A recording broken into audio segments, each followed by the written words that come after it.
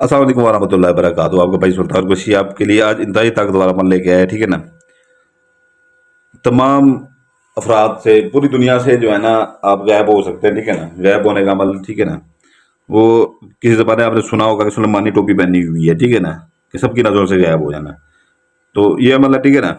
तो ये एक मंत्र है, ठीक है ना, एक मंत्र है। इसको पहले शुद्ध करेंगे, ठीक है ना, इसको पहले शुद्ध करेंगे, ठीक है ना। तो ये एक जो है ना, जैसे ये शुद्ध हो जाएगा, ठीक है ना, फिर उसे इसे आपने जो है ना,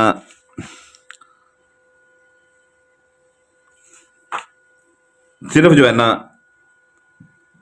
एक बार पढ़ना है, एक बार पढ़ना है, ठीक है ना। आप सबकी नज़रों से गायब हो जाएंगे, ठीक है ना, सबकी नज़रों से गायब हो जाएंगे। और इसका टाइम जो है ना आधा घंटा है, ठीक है ना। आधे घंटे के बाद फिर खुद ब खुद आप जो है ना अपने सबकी नज़रों में आ जाएंगे, ठीक है ना, खुद ब खुद सबकी नज़रों में आ जाएंगे, ठीक है ना।